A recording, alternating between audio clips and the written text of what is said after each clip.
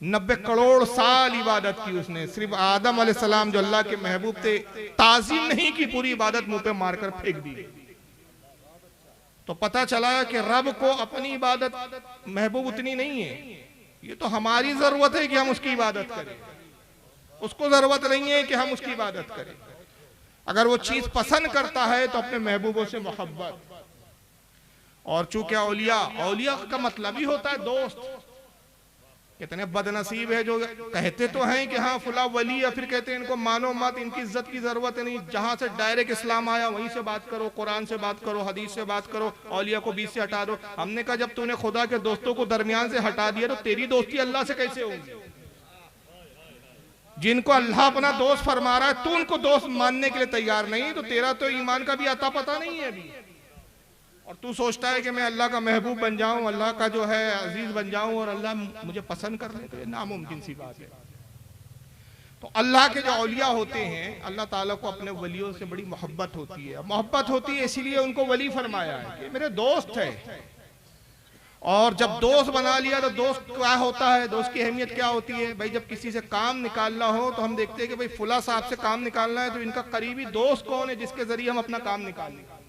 हम दोस्त तलाश करते हैं और उसको सिफारशी बनाकर अपने काम की जो है तकमील करते हैं। तो अगर अल्लाह की इनामात चाहिए, अल्लाह की नेमतें चाहिए, तो अल्लाह के दोस्तों से वाबस्तगी इख्तियार करनी पड़ेगी। अल्लाह के दोस्तों से हमें करीब होना पड़ेगा। और अगर आप अल्लाह के दोस्तों से करीब नहीं हुए, अब इसी को अगर बिदा, शिर्क और कुफ्र बताना शुरू कर दिया जाए, यानी जो ऐने इस्लाम है, जो अल्लाह की रजा का सबब है, वही अगर शिर्क हो जाए तो फिर तो अल्लाह ही मालिक है कि कौन सा इस्लाम पेश कर रहे हैं। यही वजह है कि हम अहले सुन्नत और जमात अल्लाह के दोस्तों से करीब होते हैं और हम बहाने बनाते हैं कि कोई ऐसे तो बहाने हो कि अगर हम अपने दुनियावी मामलात में मशगूल हो जाए तो कम से कम उस बहाने से उस वली की बारगाह में हाजिर होने का मौका मिल जाए। उन्हीं बहानों में से एक उर्स की तकारीब होती है कि अगर ये उर्स खत्म कर दिए जाए तो फिर लोग सालों बाद औलिया की तरफ तवज्जो नहीं देते। लेकिन ये एक ऐसे मौके होते हैं कि लोग फ्यूज की तलब में उर्स के मौके पर उस बुजुर्गान दीन की जो है कुर्बत को इख्तियार करते हैं, उनकी बारगाह में हाजिर होते हैं। लेकिन जैसा कि मैंने अर्ज किया कि अब इसी को शिर्क कहा जा रहा है। इसके हवाले से एक बहुत बड़े स्कॉलर गुजरे हैं और मुझे पता है कि यहाँ पर बंगाल में उनको एक ज़माने में बड़ा पसंद किया जाता था।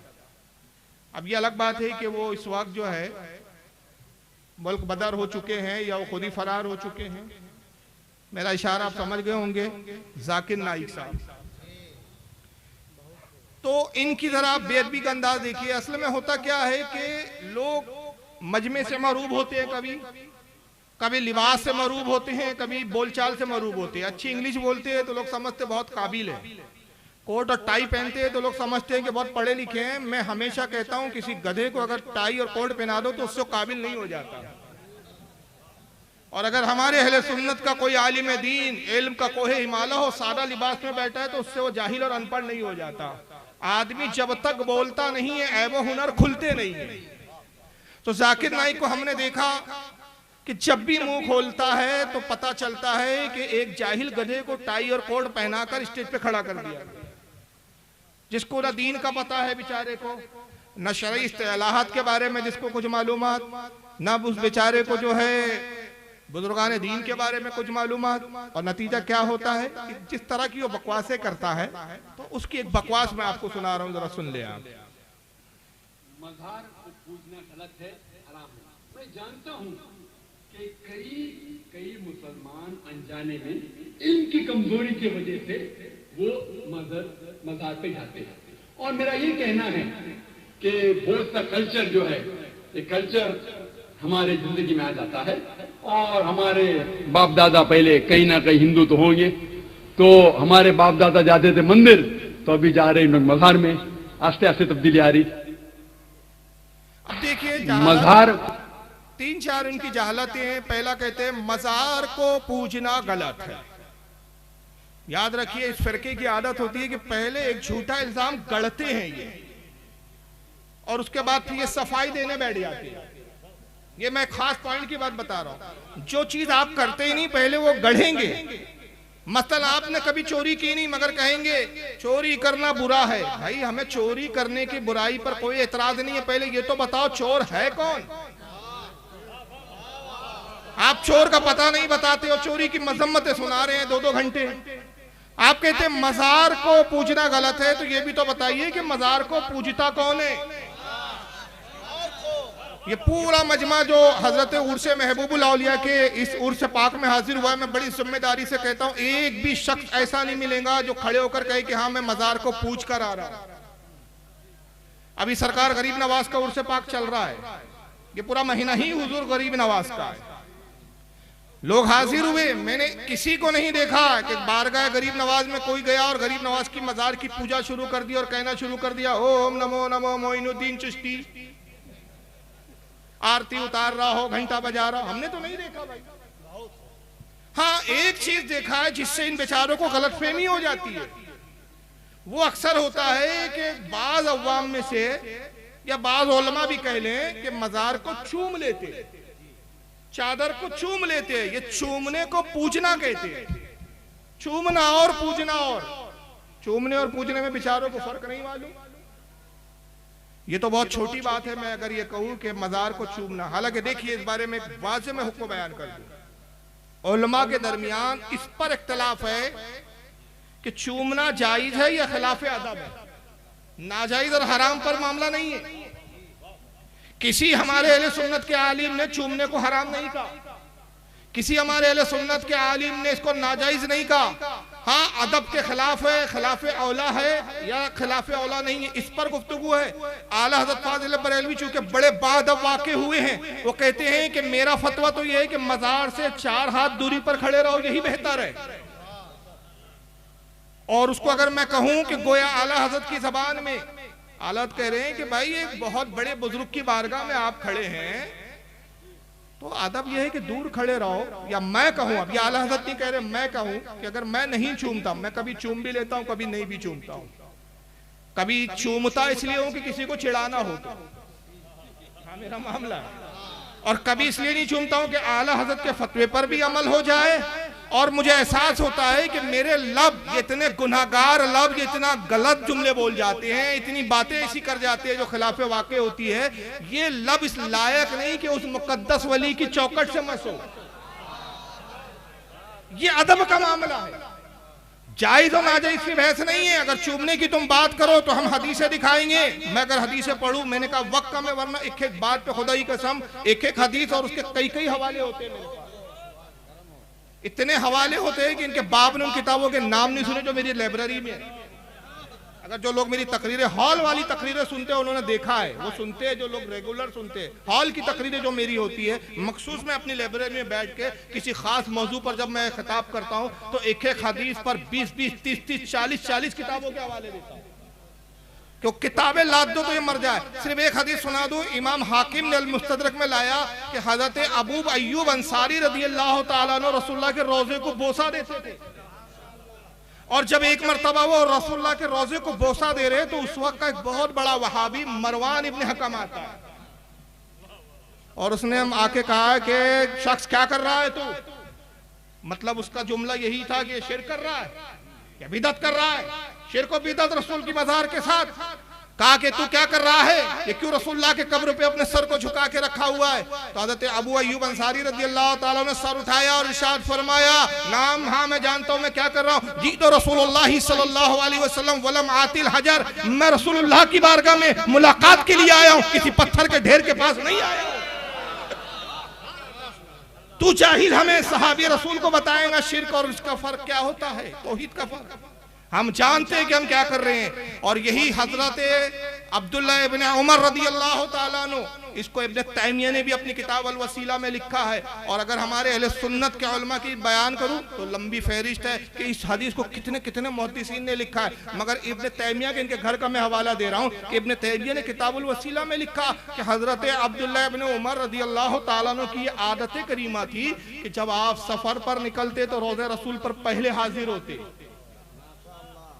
हुजूर की बारगाह में हाजिर होकर बड़े अदब से सलाम करते, अस्सलाम वालेकुम या रसूल अल्लाह।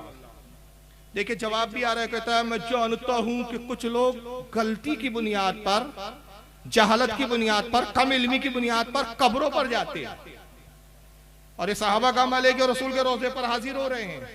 हजरत अबू अय्यूब अंसारी हाजिर होते हैं, अब्दुल्ला इब्न उमर हाजिर होते हैं, हुजूर के रोजे के करीब आते हैं, कहते हैं अस्सलामु अलैकुम या रसूलल्लाह।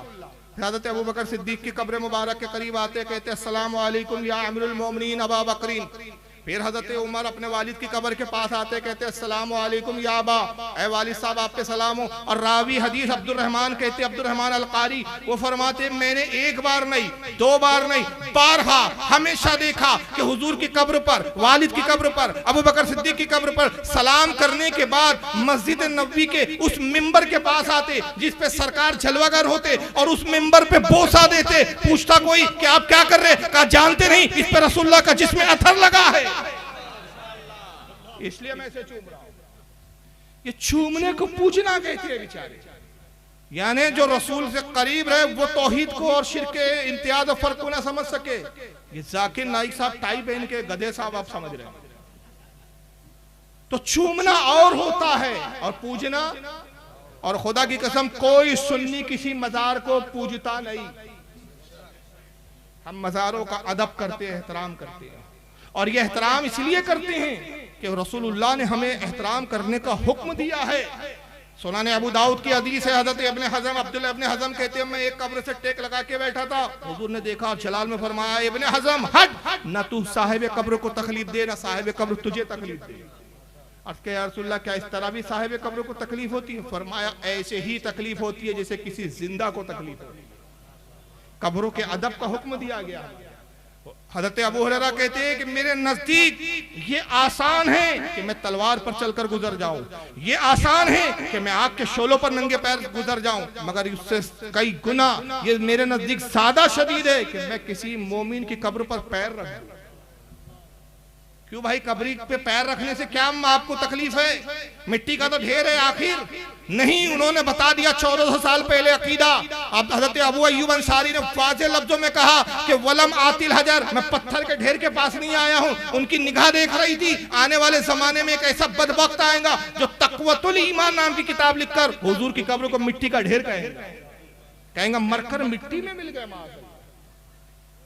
तो अंदाजा लगाइए जाकिर नाइक को आप स्कॉलर समझते हैं, और हालत यह है कि उसके बाद फिर दूसरी चाहलत की उन्होंने कहा मैं जानता हूं कि कल्चर जब आपस में मिक्सअप हो जाता है। देखिए जुमले यही थे ना कि बार बार दिखाऊं, फिर याद रखिए जुमलों को जब मैं वीडियो दिखाऊं। कहा कि हमारा जो कल्चर है मिक्स हो जाता है। हमारे बाप दादा पहले कहीं ना कहीं तो हिंदू थे, माफ करना हमारे बाप दादा हिंदू थे। हो सकता है कि मेरे बाप दादा गरीब नवाज के हाथ पर इस्लाम कबूल करे हो, दाता बख्श लाहौरी के हाथ पर इस्लाम कबूल करे हो। अरे हमारा इस्लाम तो इतना पुख्ता, इतना मुस्तहकम और इतना अजीज है कि दुनिया में जितने इलाकों में मुबल्लिगीन गए, सहाबा गए तबलीग के लिए, ताबईन गए तबलीग के लिए, तबे ताबईन गए तबलीग के लिए, औलिया गए तबलीग के लिए, जिन जिन इलाकों में जो जाने वाले मुबल्लिगीन तबलीग के लिए गए अपनी मर्जी से गए। लेकिन हमारा ईमान हुआ है कि जो रसूल को पसंद था कि कोई आने वाला जब ईमान देने आया तो वो खुद अपनी मर्जी से नहीं आया, आका ने भेजा। जाओ मोइनुद्दीन, हिंदुस्तान के लोगों का ईमान मुझे बहुत पसंद है, जाओ इस्लाम फैलाओ, जाओ इस्लाम की तबलीग करो। तो हमारा इस्लाम वो है कि जिसको इस्लाम के साथ भेजा गया, जिसने इस्लाम में हमें दाखिल किया, हमारे इस्लाम पर, हमारी सुन्नियत पर, हमारे एतकाद पर कोई रसूलुल्लाह की मोहर लगी हुई है। तो हमारे बाप दादा हिंदू थे, मगर ऐसे मुसलमान हुए कि आज हम में कोई फारूक नाइक नजर नहीं आता, फारूक रज़वी नजर आएगा, फारूक कादरी नजर आएगा, फारूक चिश्ती नजर आएगा। ये तेरी बदनसीबी है, तेरा बाप भी काफिर था, आज भी तो अपनी उस कुफ्र की निस्बत नाइक को लेकर घूम रहा। नाइक याद रखिए, मुसलमानों के नाम नाइक नहीं होते। रहा होगा तो किसी नाइक कबीले से, मगर अब तो तू अगर बाज़ाहिर कलमा पढ़ रहा है ना, नाइक तो हटा, कादरी लगाने में शर्म आती है, चिश्ती लगाने में शर्म आती है, सरवर्दी लगाने में शर्म आती है। तो जिनको अपनी निस्बत बुजुर्गों से जोड़ना बिदअत नजर आती है, अपने बाप जो कुफ्र पे मरे उनकी निस्बत नाइक लगाना पसंद आता है। और मुसलमानों की आंखें नहीं खुल रही है, किसके पीछे जा रहे हैं, किन निस्बत वालों के पीछे जा रहे हैं? कादरी निस्बत को छोड़ के जा रहे हैं, चिश्ती निस्बत को छोड़ के जा रहे हैं, सोहरवर्दी निस्बत को छोड़ के जा रहे हैं, अशरफी निस्बत को छोड़ के जा रहे हैं, रज़वी निस्बत को छोड़ के जा रहे हैं। खुदा की कसम वो ये निस्बतें हैं। कोई मुझे कहे फारूक तू बरेली है, मैं खुश हो जाता हूँ। कोई कहता है तू चिश्ती है, मैं खुश हो जाता हूँ। कोई कहता है तू कादरी है, मैं खुश हो जाता हूँ। कोई कहता है तू अजमेरी है, मैं खुश हो जाता हूँ। इसलिए कि मैं जानता हूँ तुम जिन जिन से मेरी निस्बत जोड़ रहे हो सब जन्नती है। तुम्हारी बदनसीबी है कि मैं वहाबी कहता हूँ, तुम्हें शर्म आती है और तुम चीख पड़ते हो कि हमें वहाबी क्यों कहते हो। तुम्हें खुद एहसास है इस बात का कि तुम्हारा बाप मोहम्मद इब्न अब्दुल वहाब नजदीक कहाँ है और तुम्हें कहाँ जाने वाले हो। क्योंकि कुरान ने फैसला सुना दिया। ये मेरा फैसला नहीं है, याद रखिए, कुरान का फैसला है। अल्लाह फरमाता है यौमा नादू कुल्लु उनासिम बिइमामिहिम, हश्र के दिन को याद करो जब हम तुम्हें तुम्हारे पेशवा के साथ बुलाएंगे। तुमने अब्दुल वहाब नजदी को पेशवा बुलाया, उसके साथ तुम्हें बुलाया जाएगा। तुमने इस्माइल दहलवी को पेशवा बनाया, उसके साथ बुलाया जाएगा। खुदा की कसम हमने पेशवा गौसे आजम को बनाया, गरीब नवाज को बनाया, मखदूम सिमना को बनाया, आला हज़रत को बनाया। जिसके साथ भी हमें बुलाया जाएगा हमारी जिंदगी कामयाब है। तुम अपनी निस्बत रखना बदल सके।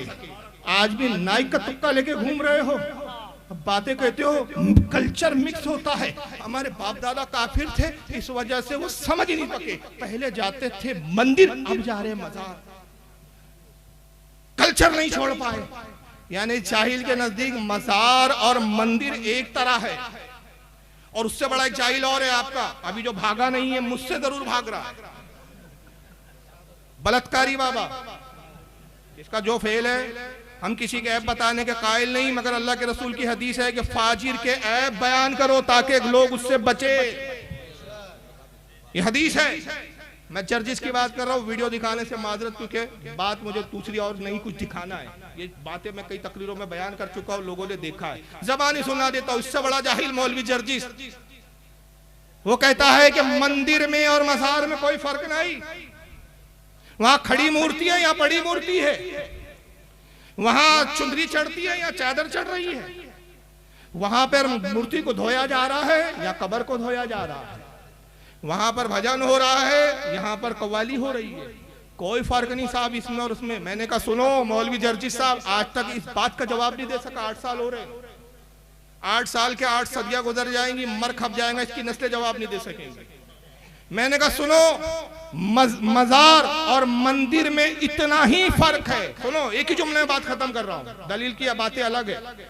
मजार और मंदिर में इतना ही फर्क है जितना तेरी बहन और तेरी बीवी में फर्क है। औरत दोनों हैं, मगर एक के पास जाना हलाल है, दूसरी के पास जाना हरामकारी है देखने में एक ही। तो वहां पर अगर चाहते हो, मैं नाम नहीं लूंगा, हिंदुस्तान की फिजा बड़ी टाइट हो गई है। यहां जाते हो यहाँ लानतें है, यहां जाते हो बरकतें और रहमतें है।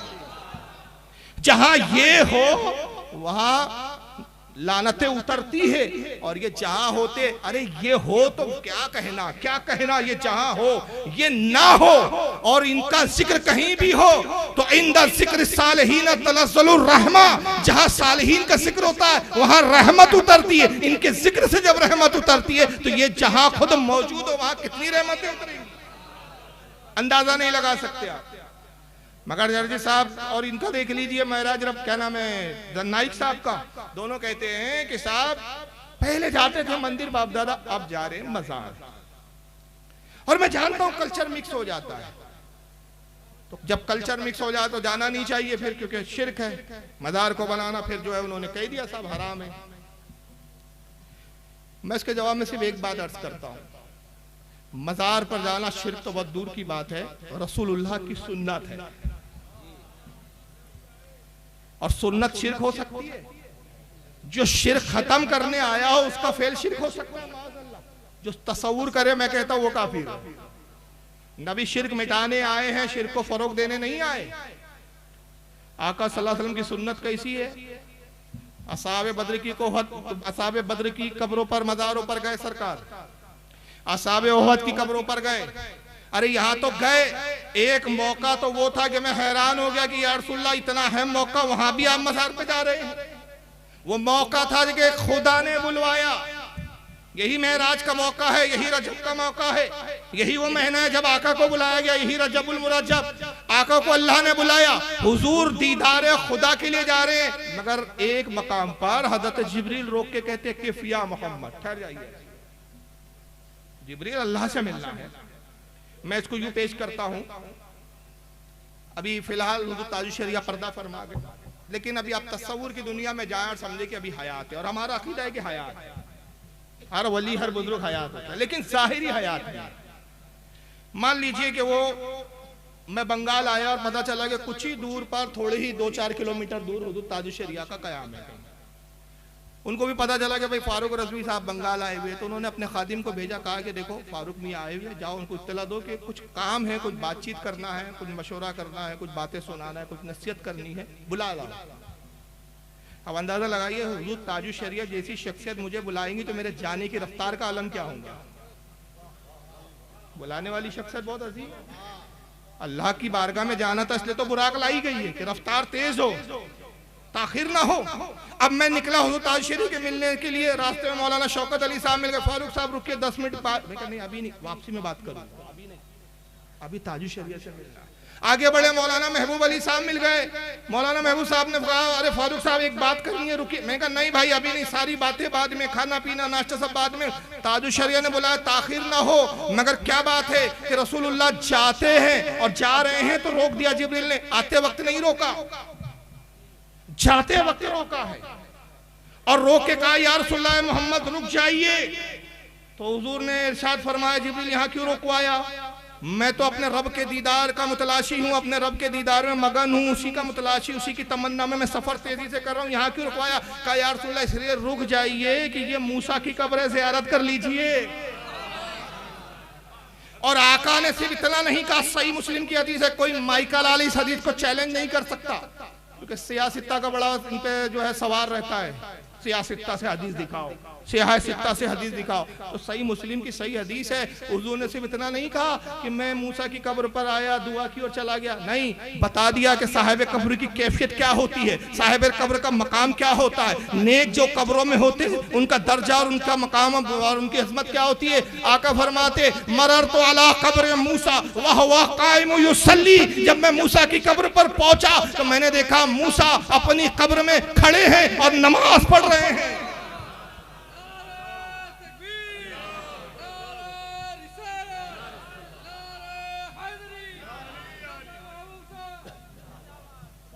तो बता दिया कि साहिब कब्र मुर्दा नहीं होते, जो उन्हें मुर्दा कहे उनके अकीदे मुर्दा हुआ करते हैं।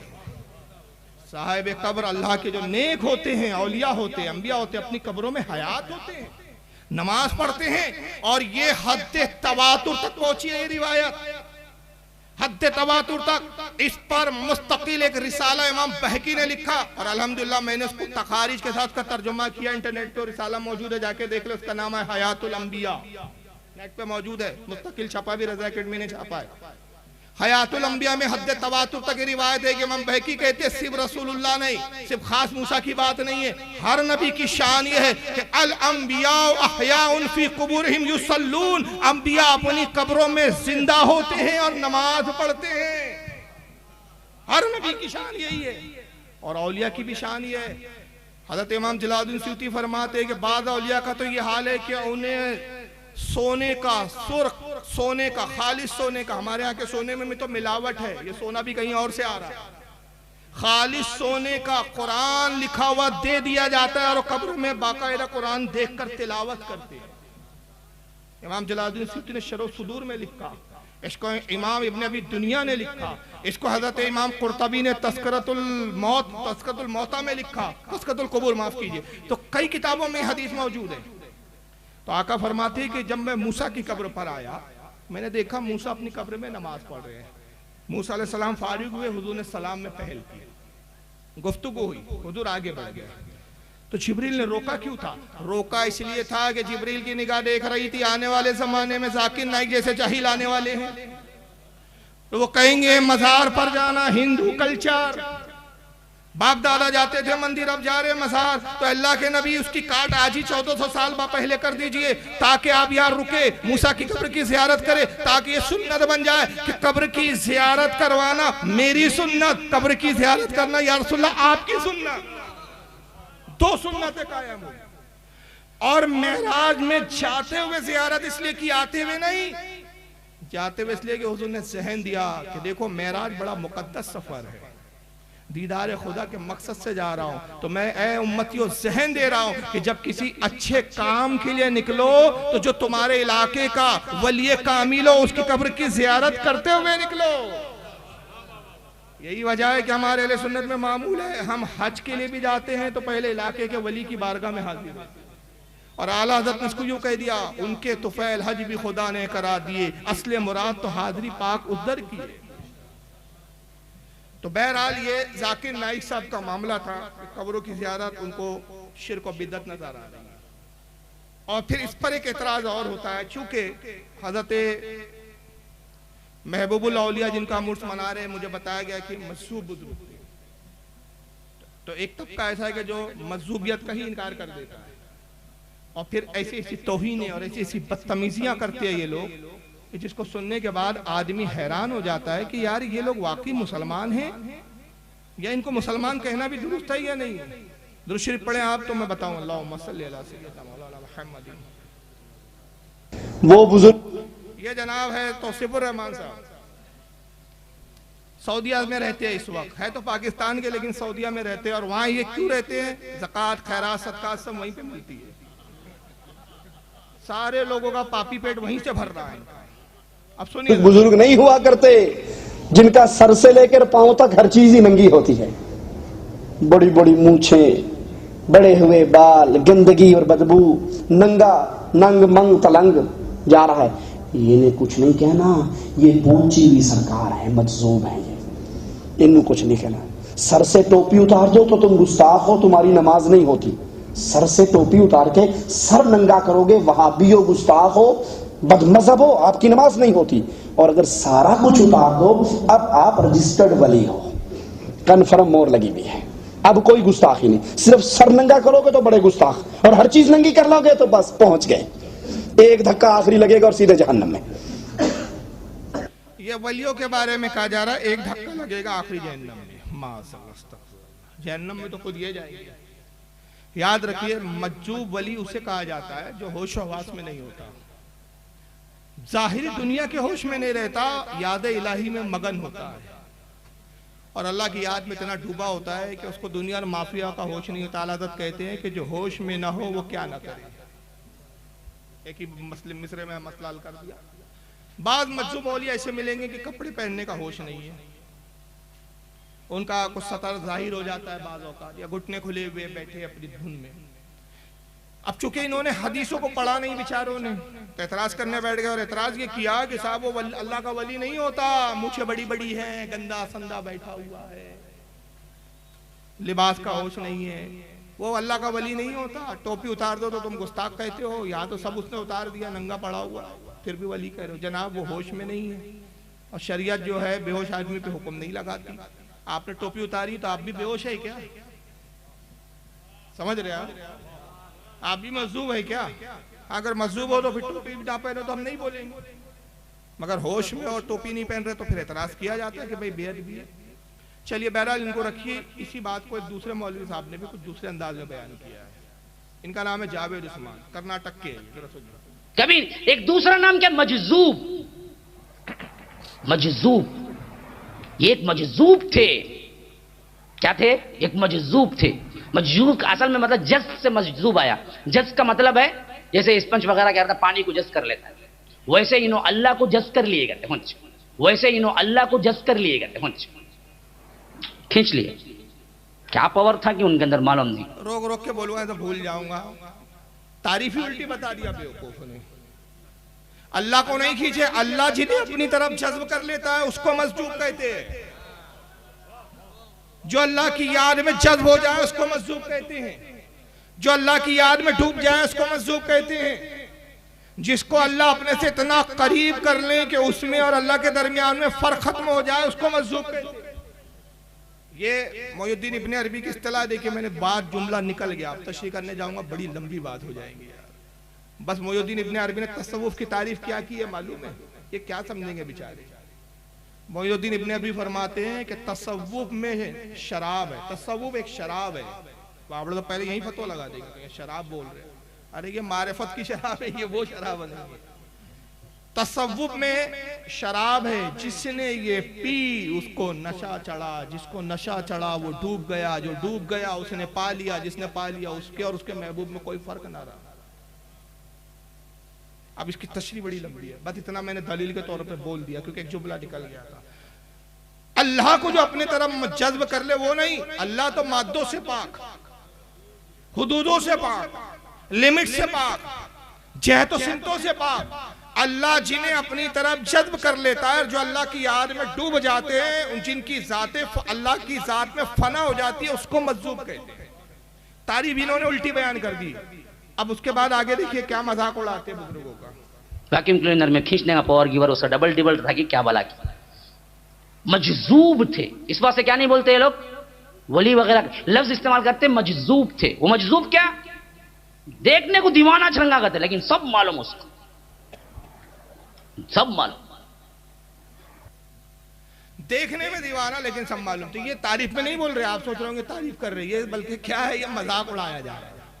क्या कर रहे हैं, ये मजाक उड़ा रहे हैं। आइए मजजूब का जिक्र कहाँ है मैं बताता हूँ आपको, सही मुस्लिम के अंदर है, देख लीजिए स्क्रीन पे, और इन्हीं के घर की छपी भी दिखा रहा हूँ। दारुस्सलाम सऊदी अरब रियाद का जो नुस्खा उसकी हदीस है ये।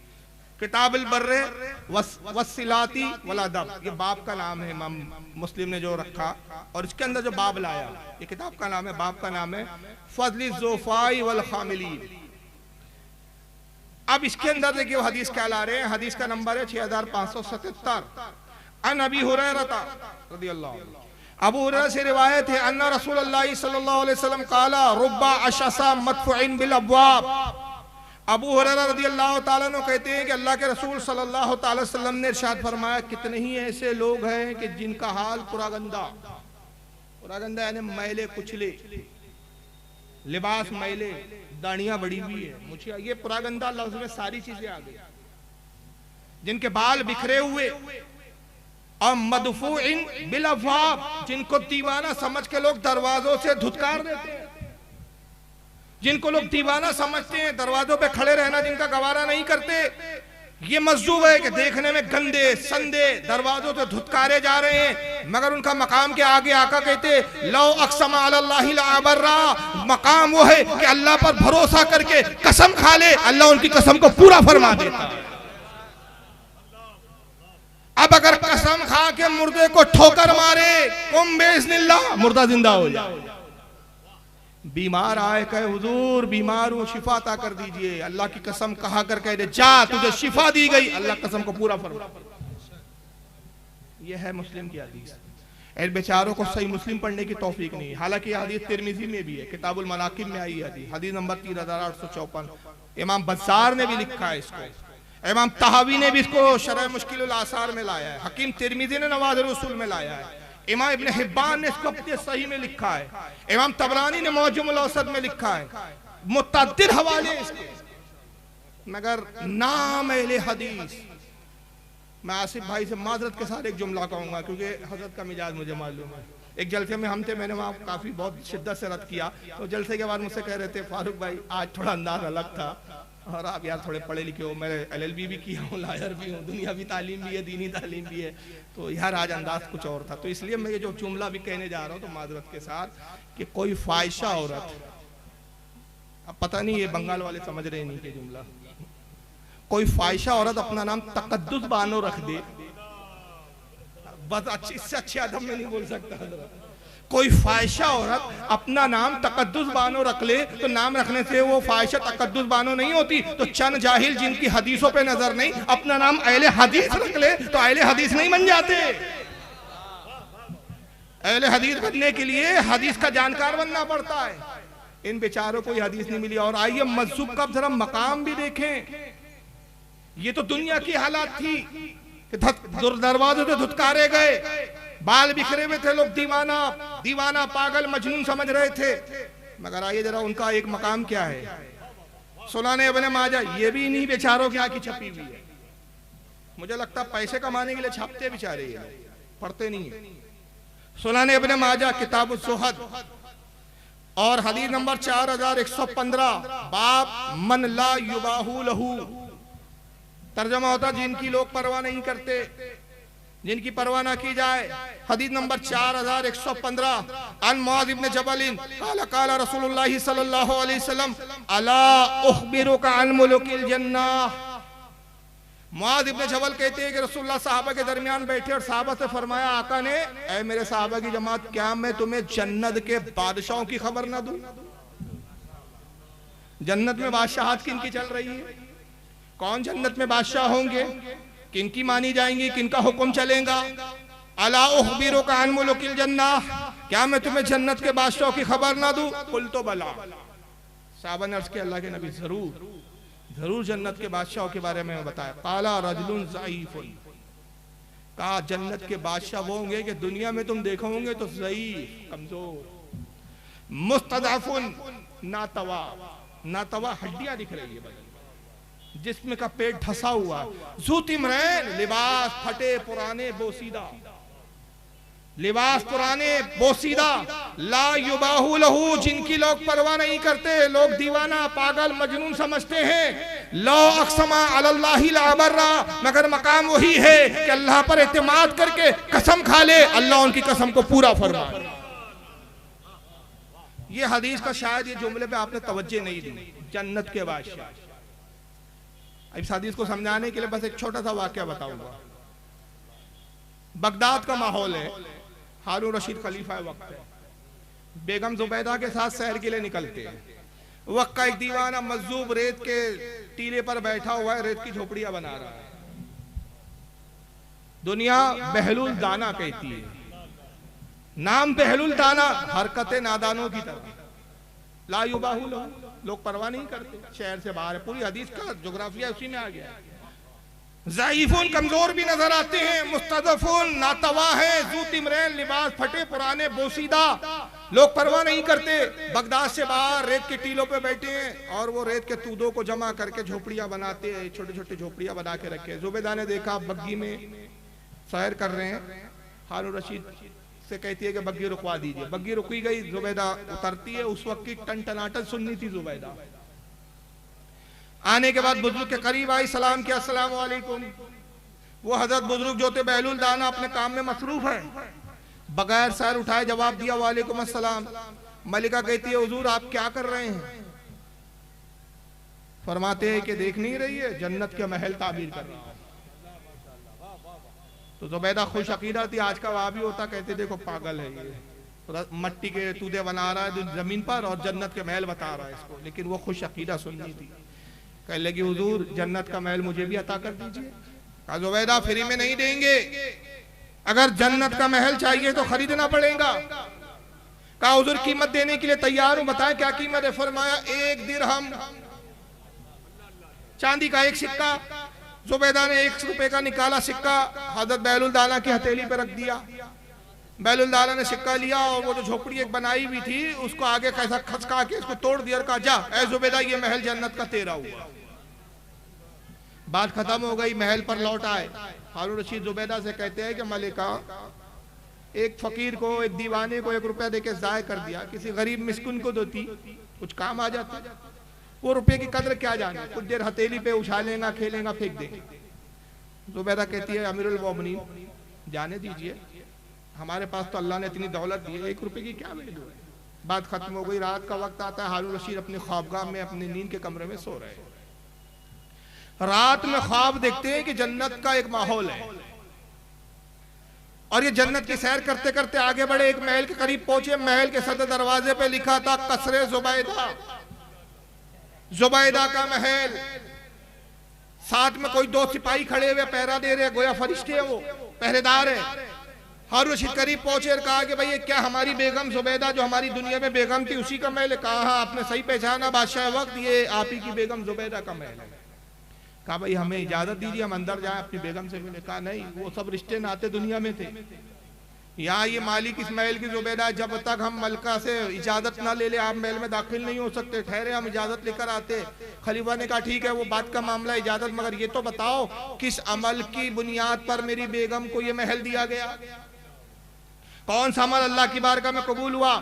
तो वो फरिश्ते कहते हैं कि अमरुल मोमिनीन, किसी अमल की तरफ रब तबारक व तआला ने तवज्जो नहीं फरमाई, बल्कि ये तो वो महल है जो बहलुल दाना ने 1 रुपए के सिक्के में जुबैदा को अता किया।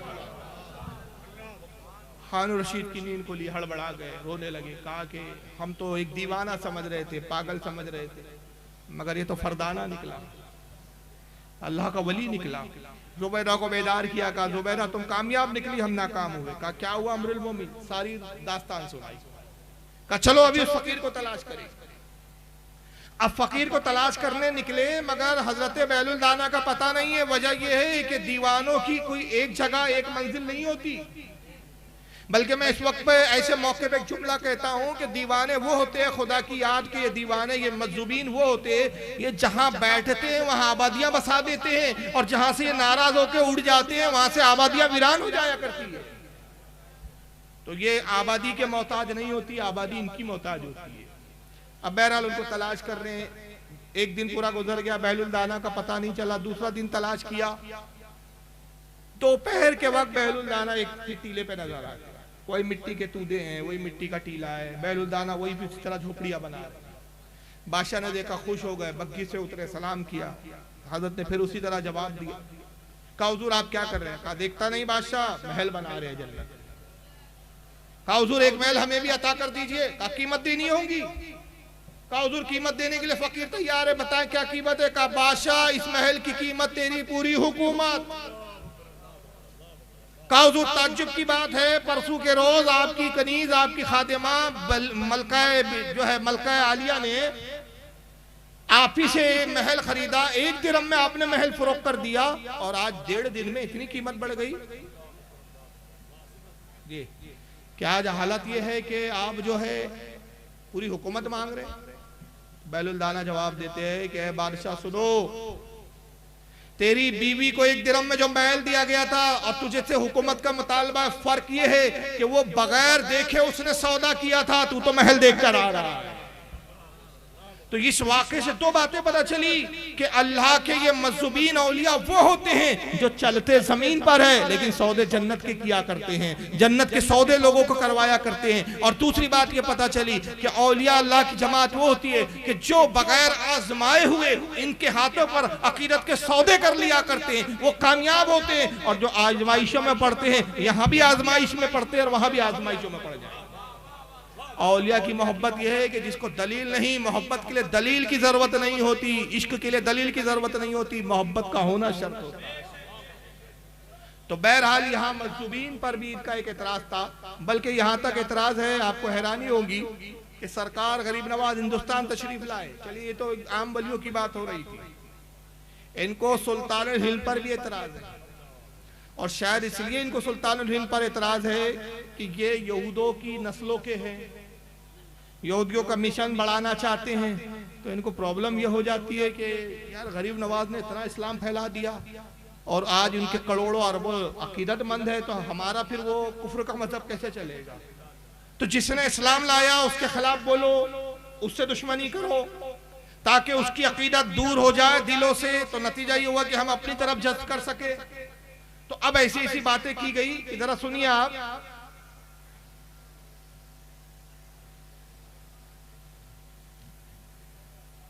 ये एक साहब है जलालुद्दीन, जो साबिक, एक मिनट, मौलाना जलालुद्दीन कासमी साहब है, जरा सुनिए इनको। ख्वाजा अजमेरी रहमतुल्लाह अलैह दर हकीकत जनूबी ईरान के एक इलाके सीस्तान के अंदर पैदा हुए सन 536 के अंदर, और इंतकाल उनका हुआ सन 635 के अंदर। अच्छा ये चले, मक्का आए और मक्का से मदीना आए, और इनके जो पीर थे उस्मान हारूनी, मुर्शिद इनके उस्मान हारूनी, जब मदीना आए तो इनके पीर ने कहा देखो ये सामने नबी की कब्र है, सलाम करो, सलाम भेजो। देखो यहाँ ऐसा होता है ना, पीरा नमी परंग मुरीदा मी परांग, पीर लोग नहीं उठते हैं, मुरीद लोग उनको उड़ा देते हैं। कहा कि सलाम कर मेरे बच्चे, कहा कि सलाम अलैकुम या सय्यदुल मुरसलीन, सलाम हो तुम पर ऐ सय्यदुल मुरसलीन। कब्र से आवाज आई, वालेकुम सलाम या सुल्तान हिंद। पीरा नमी परंग मुरीदा मी परांग, पीर लोग नहीं उड़ते हैं, मुरीद लोग उनको उड़ा देते हैं या सुल्तान हिंद। अच्छा, कहां तक मामला है? कब्र से जवाब आने का बिल्कुल सही नहीं है, इसलिए कि बात हदीस के खिलाफ है। हदीस इस तरह हजरत इमाम मुस्लिम रहमतुल्लाह इस हदीस पाक को ऐसे किताबुल फज़ाइल के अंदर है। हजरत अबू हुरैरा फरमाते हैं कि जनाब मोहम्मद रसूलुल्लाह सल्लल्लाहु अलैहि वसल्लम ने इरशाद फरमाया कि मैं क़यामत के दिन तमाम औलाद आदम का सरदार और सबसे पहले मेरी कब्र फटेगी। इसका मतलब कयामत से पहले, सूरह इसराफील से पहले आपकी कब्र फटेगी ही नहीं, और जब कब्र फटेगी ही नहीं तो जवाब बाहर आने का सवाल ही पैदा नहीं होता। लिहाजा हदीस पाक से साबित हुआ कि ये कहानी बना ली गई है। पीरा नबी परंग मुरीदा मी परंग, पीर लोग नहीं उठते, मुरीद लोग उनको उड़ा देते हैं। ये वाकया बनाया हुआ है, मनगढ़ंत है।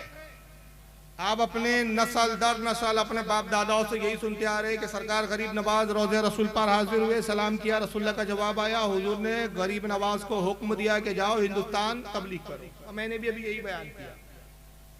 ये कहते हैं कि वाकया गढ़ा हुआ है, मन गढ़त है। वजह क्या है कि हदीस रसूल के खिलाफ है। और हदीस क्या पेश की इन्होंने? वही वहाबी वाला अकीदा। वजह यह है कि जिनको ये मानते हैं ना अपना बड़ा, इब्न तैमिया, मोहम्मद इब्न अब्दुल वहाब नजदी, इन सब के अकीदे थे कि रसूलुल्लाह मरकर मिट्टी में मिल चुके हैं। बल्कि इब्न तैमिया ने तो माज़अल्लाह किताबुल वसीला जो किताब लिखी है उसमें ये तक लिखा कि हुजूर की कब्र पर जो ये बास सूफिया दावा करते हैं कि हम गए सलाम किया, कब्र से हुजूर की आवाज़ आई, ये झूठे सूफी होते हैं। बास कहते हैं कि कब्र फटी, हुजूर कब्र मुबारक से तशरीफ लाए, मुलाकात की। ये झूठे मनगढ़ंत किस्से गढ़ने वाले झूठे सूफी है। हुजूर अपनी कब्र से नहीं आ सकते, हुजूर की कब्र से आवाज़ नहीं आ सकती, बल्कि वो शैतान होता है जो हुजूर की आवाज़ में जवाब देता है। ये किताब मौजूद है मेरे पास। जब इनके बड़े ने यह अकीदा बनाया तो अब उस अकीदे को निभाने के लिए छोटे भी चल पड़े, तो पूरी तारीख का इनकार कर दिया कि गरीब नवाज को ना कोई कब्र से आवाज़ आई जवाब की, ना तबलीग का हुक्म हुआ।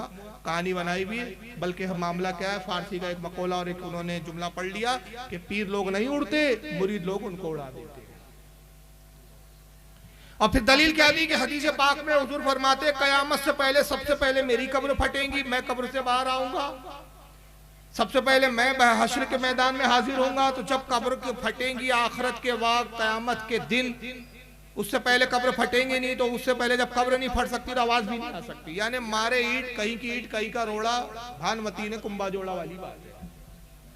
मौलवी साहब वो एक मकसूद बात है, मकसूद ये है कि हुजूर सल्लल्लाहु अलैहि वसल्लम ये खुसूसियात अपनी बता रहे हैं कि कयामत के दिन तो सारे अव्वलीन और आखिरीन सारे मुर्दे उठाए जाएंगे, और उन तमाम मरने वालों में जो कब्र से उठेंगे सबसे पहले मैं अपनी कब्र से बाहर तशरीफ लाऊंगा।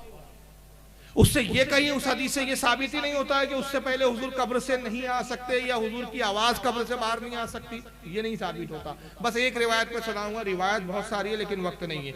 रिवायत क्या है? रिवायत ये है हजरत अली रजी अल्लाह ताला ने इस हदीस के रावी है। रावी कौन है?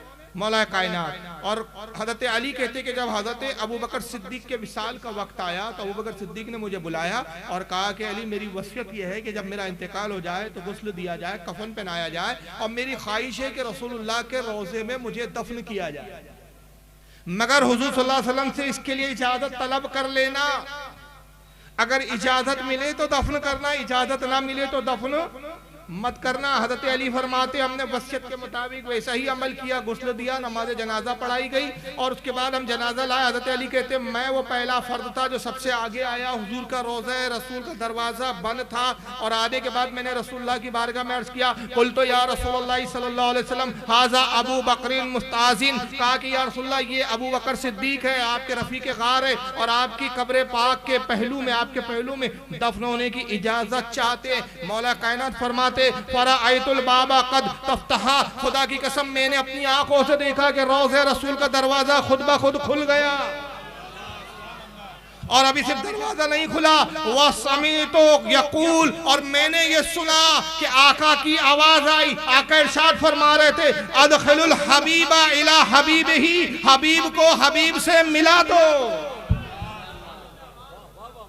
यह हदीस नहीं मिली इन बेचारों को, हालांकि इसको इमाम फखरुद्दीन राजी ने तफसीर कबीर में लिखा है, इब्न असाकिर ने तारीख दमिश्कुल कबीर में लिखा है, और अगर सूफिया की बात करूं तो मखदूम अशरफ जहांगीर सिमनानी ने लताइफ अशरफी में लिखा है, इमाम इब्ने हजर अस्कलानी ने लिसानुल मीज़ान में लिखा है, अल्लामा सहबी ने इसको अपनी किताब जो है अल्लामा ज़हबी ने इसको अपनी किताब में लिखा है सिरारुल इलामुन नुबाला में, इमाम बुरहानुद्दीन हलबी ने सीरतुल हलबिया में लिखा है, इमाम अब्दुर रहमान जामी ने अपनी किताब नफातुल उन्स के अंदर लिखा है, इमाम सुयूती ने अल खसाइसुल कुबरा में लिखा है, शाह अब्दुल अजीज मुहद्दिस दहलवी ने इसको अपने फतावे अजीजिया में लिखा है, हत्ता के बड़े बड़े मुहद्दिसीन ने इसको अपनी अपनी किताबों में लिखा, मगर किसी किताब में इनको नहीं आया कि भाई जब अबू बकर सिद्दीक के लिए रसूलुल्लाह की आवाज आ सकती है तो गरीब नवाज के लिए आवाज क्यों नहीं आ सकती। लेकिन इनकार करना है असल में मकसद ये है, और इनकार करके सिर्फ ये तौहीन करना है कि नहीं साहब ऐसा कुछ हुआ ही नहीं, ये सब हुआ है। बल्कि यहाँ तक के कि नौज बिल्ला तबलीग का जो मजाक है वो भी कैसे उड़ाया जाता है। अंदाजा लगाओ, ये गरीब नवाज का मजाक नहीं उड़ाते, ये अल्लाह के वलियों का और दोस्तों का मजाक उड़ाते हैं। इस ताल्लुक से 3 मौलियों को जरा देख लीजिए और उसके बाद फिर मैं कुछ मुतालबे उसके हिसाब से बताकर मैं गुजर जाऊंगा। दुरूद शरीफ पढ़ें आप, अल्लाहुम्मा सल्ली अला, अब जरा सुनिए सल्लल्लाहु तआला अलैहि वसल्लम। पहचानते हैं इन साहब को? एडवोकेट फैज साहब, जरा सुनिए इनकी जालत। तो ये 15 सहाबा, 15 नहीं चलिए एक ही मान लेते, वो एक सहाबे थे। और मैं समझता हूँ एक सहाबी भी काफी है पूरे दुनिया के मुकाबले में। एक वली अल्लाह जब पूरे हिंदुस्तान को कर सकते ही मशरफ ईमान के एक सलाम का तो 90 लाख और एक सलाम में 90 लाख, तो एक सहाबी तो 90 करोड़ और 90 करोड़ की ताकत रखता है। और एक नबी तो खाली ऐसा देख ले तो जितनी दुनिया तक इंसान ईमान में आ जाना चाहिए। लेकिन अफसोस अबू जहल आया ही नहीं आखिर तक। अफसोस की नजरों में बात नहीं थी जो हमारे वलियों में है कि 90 लाख इधर और 90 लाख इधर, एक सलाम पे तो 90 लाख बोले, दूसरा 90 लाख। अबू जहल पड़ोसी रहा लेकिन बेचारा 9 साल 10 साल तक ईमान नहीं लाया, मर गया, मर खप गया जंगी जो बदर के अंदर। कैसे कैसे किस्से बयान करने वाले सुना। तो मैं समझता हूं कि अगर एक वली 90 करोड़ कर सकता, 90 लाख कर सकता है, तो एक सहाबी तो 90 करोड़ की ताकत रखता ही होगा, 10 टाइम्स तो ताकतवर होंगे उनसे। कुछ समझ में आई बात आपके? यहाँ पहले समझाना भी पड़ता है, थोड़ा सा मसला ये हो जाता है। अरे हाँ या ना, कुछ समझ में आया क्या तांस है? इसको कहते हैं वहाबी। ये लड़ाकू औरत है जो ताने मारती है,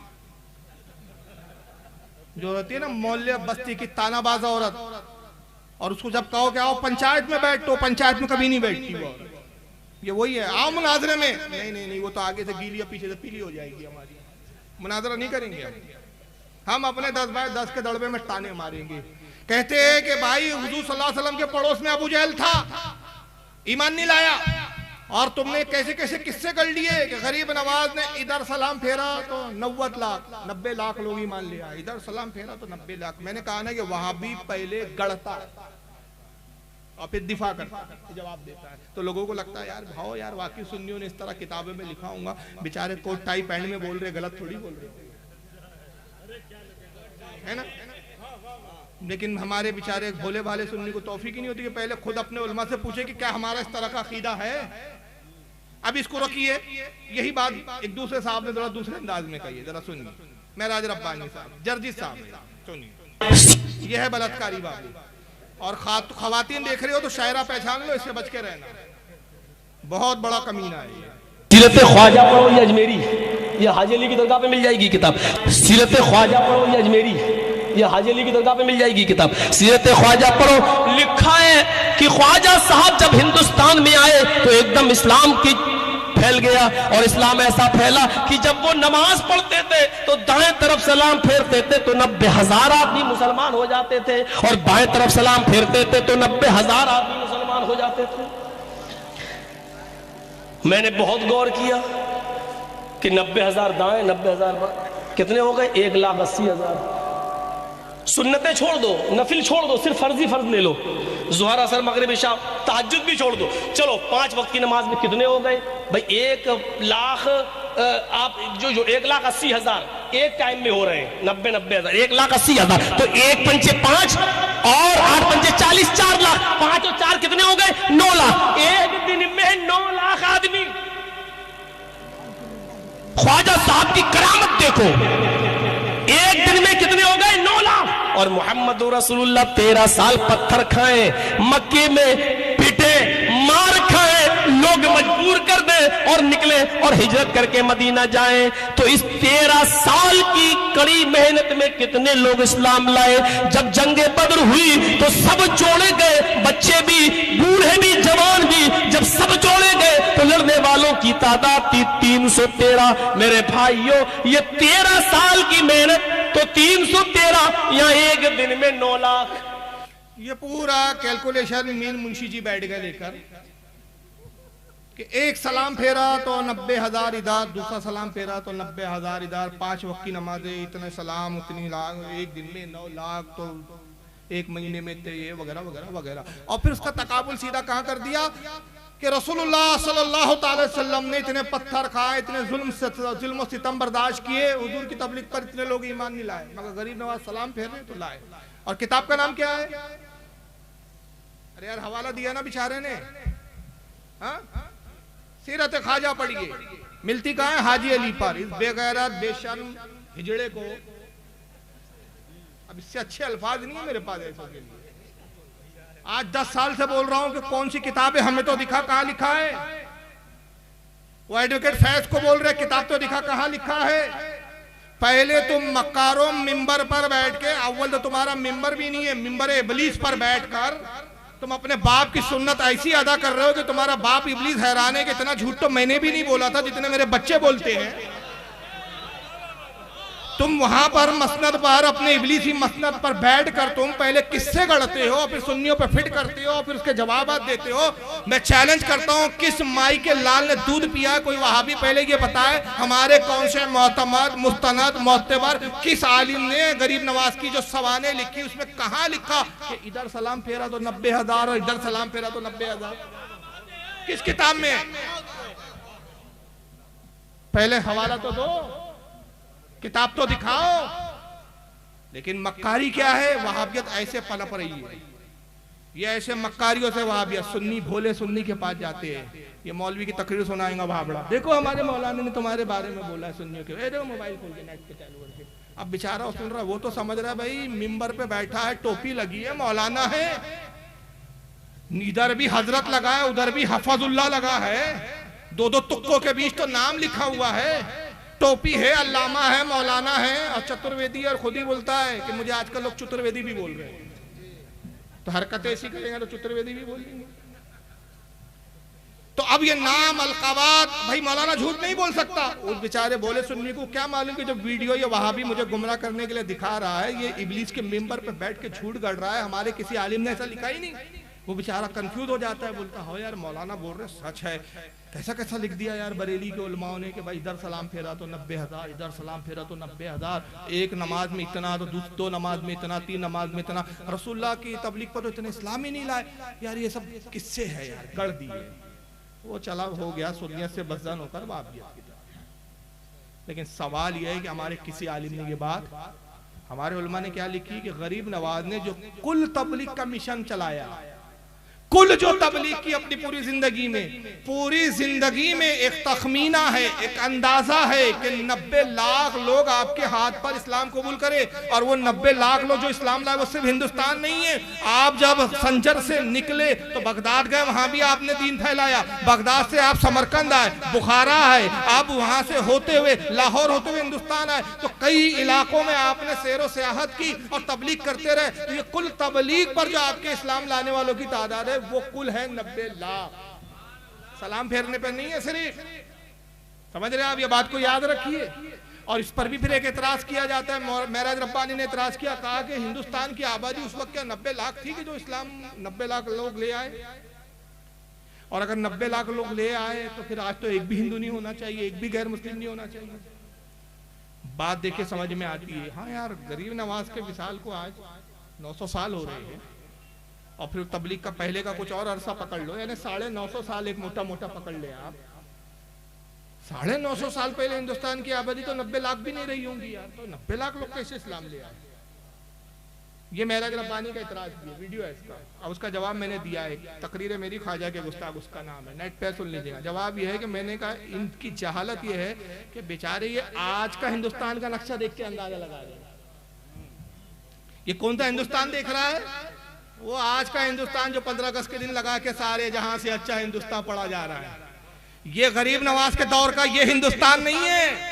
हम गरीब नवाज 900 साढ़े 900 साल बाद पहले के जिस हिंदुस्तान की बात कर रहे हैं उसमें पाकिस्तान भी शामिल है, उसमें बांग्लादेश भी शामिल है, उसमें श्रीलंका भी शामिल है, उसमें अफगानिस्तान भी शामिल है, उसके अंदर काबुल भी शामिल है, उसमें ईरान के भी इससे शामिल है, और ये पूरा नक्शा मिला के एक बहुत बड़ा अहाता होता है। हम उस हिंदुस्तान की बात कर रहे हैं और वह बड़ा आज का हिंदुस्तान दिखा के गुमराह कर रहा है।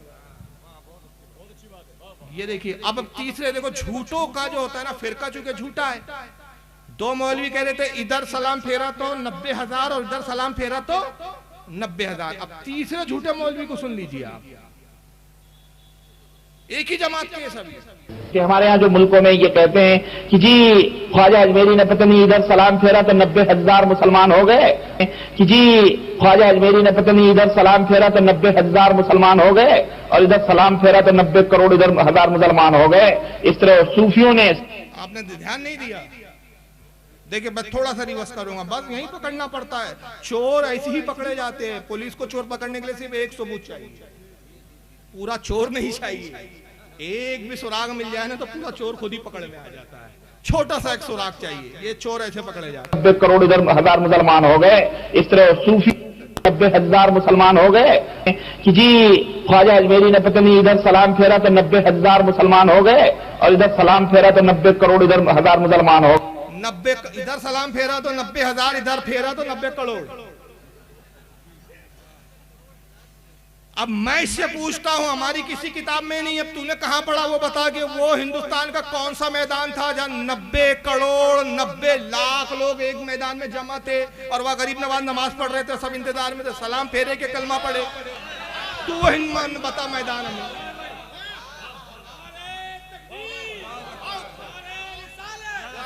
हमारी किताबों में नहीं है। तुम झूठे मक्कार, तुम्हारा फिरका झूठा। तू बताओ कौन सा मैदान है। आज भी हिंदुस्तान के बड़े से बड़े मैदान में 90 लाख लोग जमा नहीं हो सकते। मोदी जी ने जो अभी अहमदाबाद में एशिया का सबसे बड़ा जो मैदान ग्राउंड बनाया ना, वहां भी दावा जो उनका है वो ये है कि 40 लाख जमा हो सकते हैं। 40 लाख से, जहां पे अभी ट्रंप को बुलाया था कोरोना से पहले, समझ रहे हो, वहीं से कोरोना देके गए फिर ट्रंप जी। तो वो अपनी जय मोदी करा के गए ये, और ये वो अपना ट्रम्प करा के गए। अब की बार ट्रम्प सरकार, आपके अभी चल रहा है ना, यही समझ लो। तो आज भी इतना बड़ा मैदान नहीं है। तो वो कौन सा मैदान था महराज रब्बानी साहब के 90 करोड़ इधर बैठे हुए थे, 90,000, ये बेचारे 90,000 बिरादरी से बाहर क्यों थे? ये 90 करोड़ के साथ मिलकर क्यों नहीं बैठे हुए थे? और इंतजार में गरीब नवाज बस बैठे हैं, सलाम फेरे इधर, तो ये फट से कलमा पढ़े और इधर। तो हमारी कौन सी किताब में लिखा है भाइयों? नहीं लिखा है। अब मैं 3 झूठ दिखा देता हूं। दिखाना बहुत चाहता था, वक्त मुझे 3.5 घंटा चाहिए था, लेकिन अब क्या करेंगे, जलसे की मजबूरियां हैं कि और भी मुकर्रिरीन हैं और अभी अल्हम्दुलिल्लाह और भी शोरा को आपको सुनना है। लेकिन बस ये 3 झूठ मैं इसलिए सुनाता हूँ अक्सर जलसों में कि ये समझने के लिए इतना बड़ा सबूत है, इतना बड़ा सबूत है कि इसके बाद मैं कहता हूँ कि वहाबियत को समझने के लिए किसी तकरीर की हाजत ही नहीं है। आप दुरूद शरीफ पढ़े तो मैं निकालता हूँ जब तक। अल्लाहुम्मा सल्ली अला सय्यिदना मौलाना।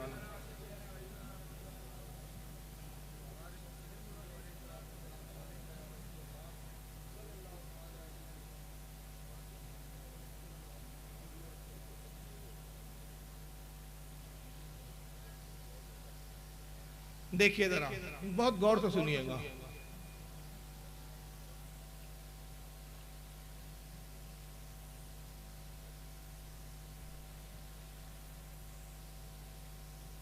एक ही जमात के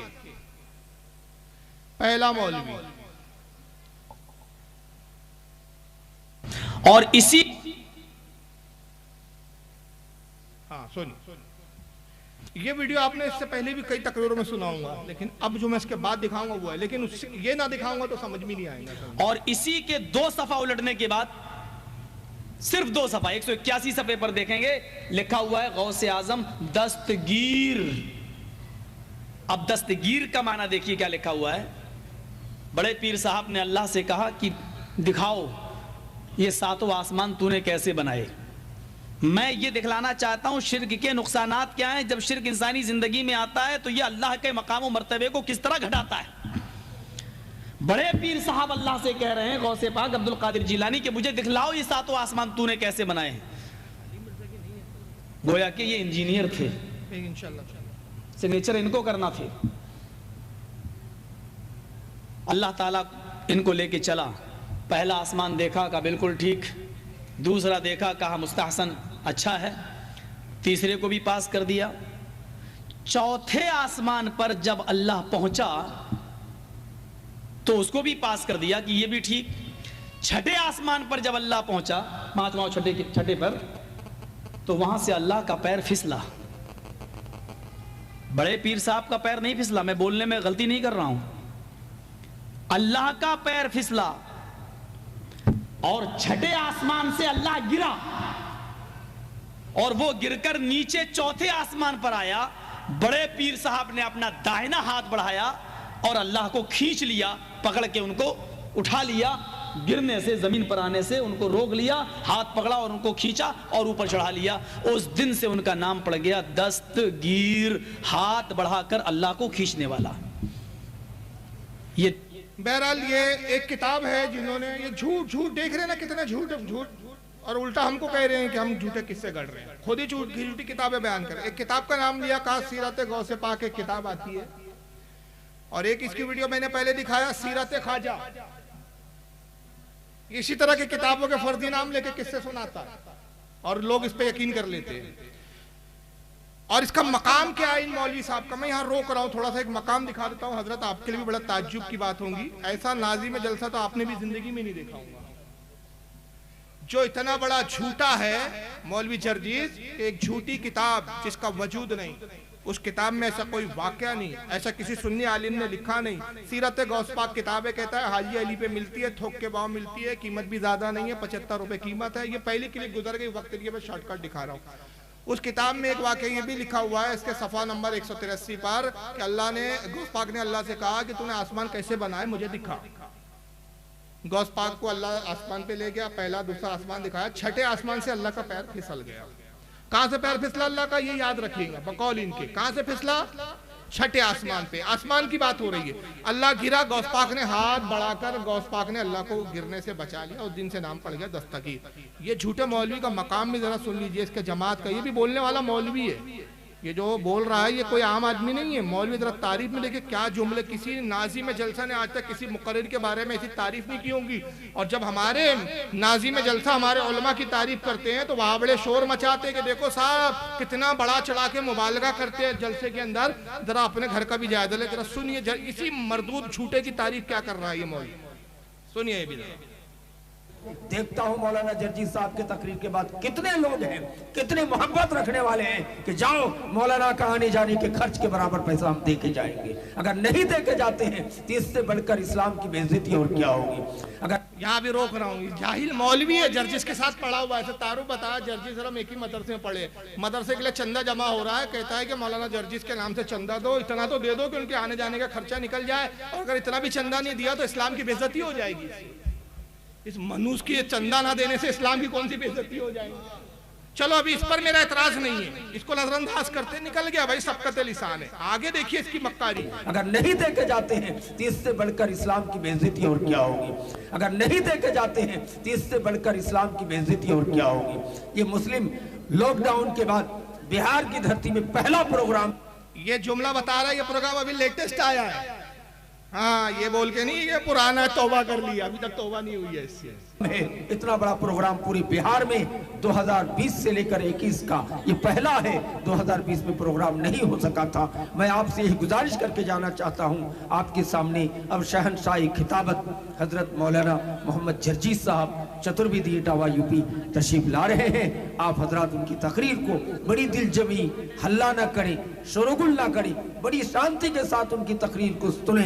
इनकी तकरीर को सुनने के लिए पूरे अरब व अजम, पूरे भारत के अंदर अल्लाह ने ऐसी तकरीर का मलका दी है कि अल्लाह का शुक्र है कि किसी भी मजहब में, किसी भी मसलक में इतने अच्छे, इतने बड़े और इतने कम उम्र में ऐसा खतीब अभी हिंदुस्तान पे नजर नहीं आ रहा है। हिंदुस्तान पाकिस्तान में एक पर एक खतीब तो है, लेकिन सबों पर फाइक हजरत मौलाना जर्जी साहब चतुर्वेदी हैं और हो जाते हैं। ये अल्लाह की तरफ से दैन है।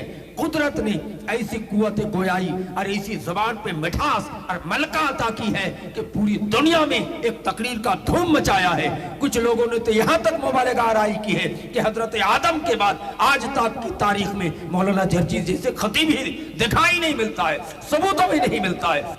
सुन रहे, रोक दिया मैंने। आदम अलैहिस्सलाम से लेकर आज तक ऐसा खतीब ही पैदा नहीं हुआ। क्या मक्कार कौम है यार, ये बेगैरती की हद है। इसलिए इनकी माँ ने दूध नहीं पिलाया, मेरे सामने बैठे ये पीछे भौंकते। तस्वुर कीजिए, बड़े बड़े अंबिया गुजरे हैं। अरे दाऊद अलैहिस्सलाम ऐसे नबी गुजरे हैं कि जब वो कलाम करते थे तो दरिया का पानी ठहर जाता था, आसमान के परिंदे रुक जाते थे, दिलों पे वो असर करता था। और यहाँ तक कि शाह अब्दुल हक मुहद्दिस दहलवी रहमतुल्लाह अलैह ने लिखा अपनी मकतूबात में, शाह अब्दुल हक मुहद्दिस दहलवी की भी मकतूबात है फारसी में, जो आपने हजरत बाकी बिल्ला रहमतुल्लाह अलैह को खुतूत लिखे हैं। अल्हम्दुलिल्लाह मेरे पास असली नुस्खा है। उसमें एक जगह वो बयान करते दाऊद अलैहिस्सलाम का जिक्र करते हुए कि उनकी मजलिस जब होती, आप खौफ इलाही में खिताब करते, आलम ये होता है कि कई जनाजे निकला करते थे। उनकी जबान की तासीर होती थी। मोहब्बत इलाही में लोग रूहों को जो है उनकी रूहें निकल जाती थी। उनको ख्याल हुआ हज़रत दाऊद अलैहिस्सलाम को, यार मेरे वाज की वजह से लोगों का इंतकाल हो रहा है, तो उन्होंने वाज कहना कम कर दिया। तो अल्लाह ने वही भेजी है, दाऊद अपने वाज की मजलिसों को वैसे ही बरपा रखो। तुम क्या समझते हो कि जो रूहें निकलती है जिनका इंतकाल होता है, तुम अपने आप को मुजरिम समझते हो? नहीं, ये मेरी मोहब्बत में तुम्हारी तकरीर को सुनकर जब जान देते हैं, मैं इनका ना हिसाब लेता हूँ ना किताब लेता हूँ, जन्नत में दाखिल कर देता हूँ। ये वो खतीब थे, मौलाए कायनात की फसाहत और बलागत। मेरे पास एक खुतबा है अल्हम्दुलिल्लाह, मैंने मुहर्रम में दिखाया भी एक जलसे में इंदौर के। एक खुतबा है, हजरत अबू बकर सिद्दीक हजरत उमर बैठे हुए मस्जिद नबवी में, और गुफ्तगू ये हो रही है कि अरबी जबान में अलिफ ऐसा एक लफ्ज हुर्फ है, इसके इस्तेमाल के बगैर कलाम करना मुश्किल है। और है ना, अलिफ आता ही है, या तो पढ़ने में आएगा, नहीं तो कम से कम साकिन जरूर आएगा। अरबी में अलीफ के बगैर कलाम करना मुश्किल है। ये गुफ्तगू हो रही है, मौला कायनात तशरीफ लाते हैं, कहा कि अमीरुल मोमिनीन हजरत अबू बकर का दौरे खिलाफत है, आप किस बात पर गुफ्तगू कर रहे हैं? कहा हमें गुफ्तगू ये हो रही है कि अलीफ एक ऐसा हुर्फ है कि जिसके बगैर कलाम करना नामुमकिन है। आप मिंबर पर आए, तवील खुतबा इरशाद फरमाया, खुतबा किताब में मौजूद है, और अली की करामत ये कि सारा खुतबा वो इरशाद फरमाया जिसमें अलीफ का इस्तेमाल ही नहीं। वो खुतबा मेरे पास है अल्हम्दुलिल्लाह, मैं दिखाया भी हूँ जलसे में स्क्रीन पे। अंदाजा लगाइए ऐसे ऐसे खुतबा और खतीब गुजरे हैं कि हुज़ूर सल्लल्लाहु अलैहि वसल्लम फरमाते हैं, अबू मूसा अशअरी हुए कि जिसकी जबान पर सकीना बोलता है। ये फटीचर बलात्कारी, ये बलात्कारी बाबू इतने बड़े खतीब है कि आदम अलैहिस्सलाम से लेकर अब तक ऐसा खतीब पैदा नहीं हुआ। और ये बेगैरत बाजू में बैठा हुआ है, ये इनकार नहीं कर रहा कि मौलाना क्या बोल रहे हो, तौबा करो, तुमने कितने नबियों की तौहीन की, कितने साहबा की तौहीन की। और ये वो खतीब है, वाकई मैं कहता हूं, मैं तस्लीम करता हूं कि हजरत आदम से लेकर अब तक ऐसा खतीब नहीं गुजरा, खिताबत में नहीं, झूठ के अंदर। कैसे ऐसे झूठ बोलता है। तो अभी एक झूठ आपने सुना, अब आ जाइए बीच में, मैंने जिंदन ये वीडियो दिखा दिया। तो बात कहां चल रही थी हमारी कि गौसे आजम ने अल्लाह से कहा, आसमान दिखा, अल्लाह गिरा, छठे आसमान पर ये मामला हो रहा है। अब दूसरे मौलवी सी जमात के तरफ से ये जावेद उस्मानी सुनिए जरा। आपने एक लफ्ज जरा ज्यादा बहुत मशहूर है, पीराने पीर अब्दुल कादिर जीलानी का, मालूम है? हाँ, दस्तगीर, दस्तगीर बहुत मशहूर है, और लोग भी क्या हैं, बहुत से लोग दस्तगीर रखे हुए भी हैं। तो दस्तगीर है हाथ पकड़ने वाला, और ये लक़ब अब्दुल कादिर जिलानी को कैसे हुआ मालूम है आपको? इसके बारे में वाक़िया लिखते हैं, कहते हुए भी डर लगता है कि कहीं हमारे तौहीद में खलल ना आए, लेकिन इस वक्त अच्छा मकानी देखिए, झूठ बोल रहा है, बरसरे मेंबर झूठ बोल रहा है, और पब्लिक पे देखिए रोब डालने के लिए जुमले कैसे। वाकया ऐसा है, बरेलियों ने ऐसा वाकया लिख दिया, बरेलियों ने, कि बयान करने में भी डर लग रहा है तौहीद में खलल ना आ जाए। जाहिल से कोई पूछे, कुरान में मुशरिकीन की भी कलाम और उनकी भी बातों को नकल किया, तो उससे पढ़ने से क्या तौहीद में फर्क आ जाता है? अजीब मनती के कहाँ से पढ़ के आते पता नहीं, ये पागल खाने से पढ़ते हैं, कहाँ पढ़ते, कौन से जाहिल मौलवी होते हैं, अल्लाह जाने। चलिए आगे सुनिए। जैसे नकल कर रहा हूँ ताकि तौहीद आपके जहनों में बैठ जाए। तो लोग लिखते हैं कि एक मर्तबा अल्लाह और अब्दुल कादिर जिलानी दोनों सैर को गए थे। हाँ, सैर बाग में टहलते टहलते नाऊज़ बिल्लाह सुम्मा नाऊज़ बिल्लाह अल्लाह का पैर फिसला गए, अब्दुल कादर जिलानी पकड़ को उठाए गए। हाँ आप समझ रहे हैं? जर्जी साहब ने कहां से गिराया अल्लाह को, माज़अल्लाह, ये बाग में ले गए। जमात एक ही है, मौलवी देखते जाइए। मैंने कहा था ना एक जुमला कि इब्लीस दांतों में उंगली डालता है। मेरे बच्चों इतनी तरक्की कर ली, इतनी तरक्की का तो तस्वुर मैंने भी नहीं किया। ये बाग में ले गए, ये बाग में ले गए। अब तीसरे उसी जमात के कस्साब को सुनिए, उसी जमात के, एक ही जमात के पेंदे। अब जरा सुनिए इनको, ये पाकिस्तान के, इनका नाम है मौलवी खलीलुर रहमान, टीवी पे आते हैं अक्सर। और पाकिस्तान के कई उलमा है, जैसे मौलाना कोकब नूरानी साहब से इनके कई बार बहस मुबाहिसे हुए, एक चैनल पे आते हैं। जरा सुनिए यहाँ पर, ये भी वही किस्सा सुना रहे हैं। एक किताब है, मैं हैरान होता हूँ, इंडिया में छपी। अच्छा मजेदार बात देखो, मैं वीडियो नहीं दिखा पाऊंगा, वक्त हो रहा है। जर्जिस कहता है पाकिस्तान में छपी हो किताब, और पाकिस्तान का मुल्ला बोलता है इंडिया में छपी हो किताब। मक्कारियां देखिए फिरके की, ताकि बेचारा हिंदुस्तान वाला बोले अरे पाकिस्तान में छपी कहां से लाऊं, और पाकिस्तान वाला सोचे भाई इंडिया में छपी कहां से लाऊं।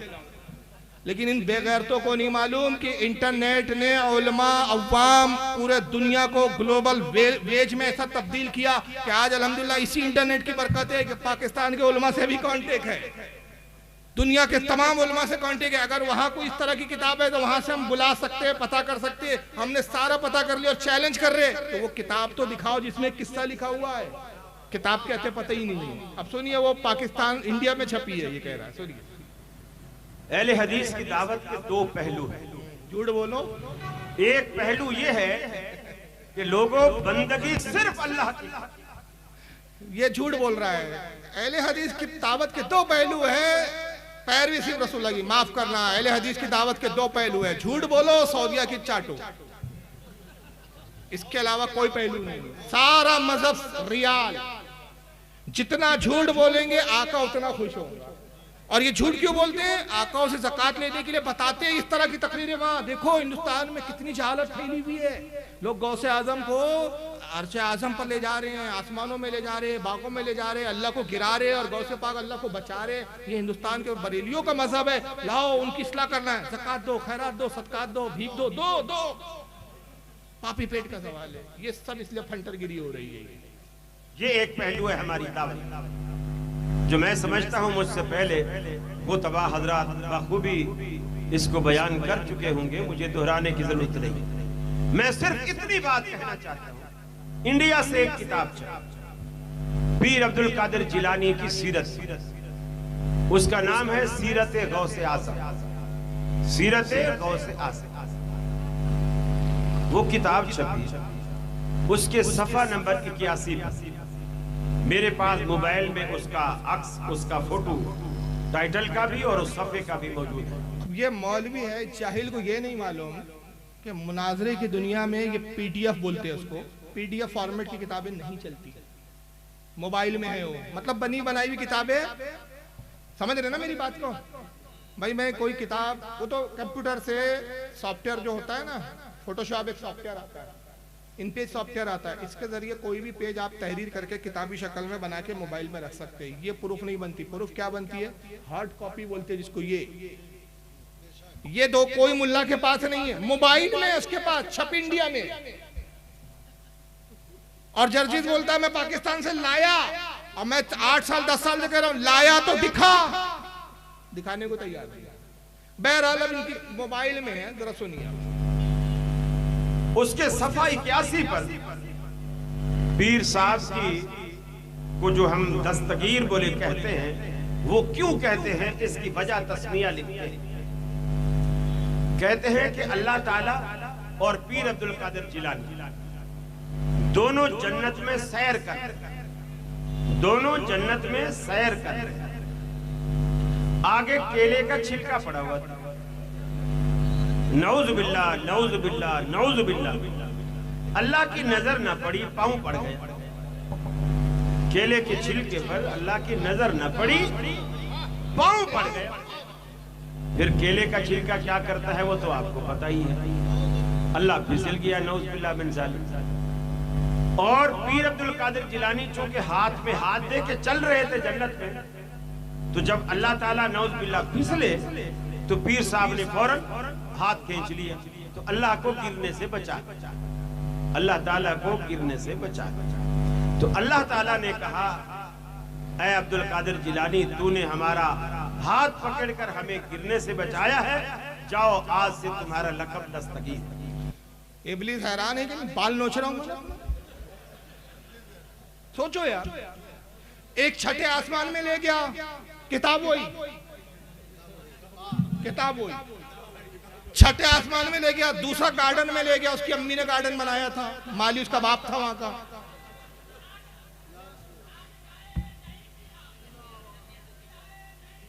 और तीसरे साहब कहाँ ले गए? भाई हजरत आ रहे हैं, इस्तकबाल करेंगे इंशाल्लाह, आप थोड़ा सा तवज्जो दे, जब तक आने में थोड़ा वक्त लगेगा। नारे लगा लिए, चलिए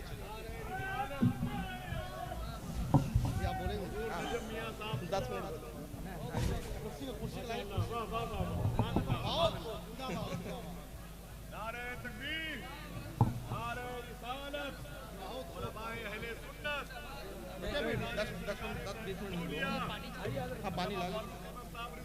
नारे तकबीर, नारे रिसालत, नारे हैदारी, खानकाहे नईमिया, आले रसूल, आले रसूल, आले रसूल, नारे तकबीर, नारे रिसालत, नारे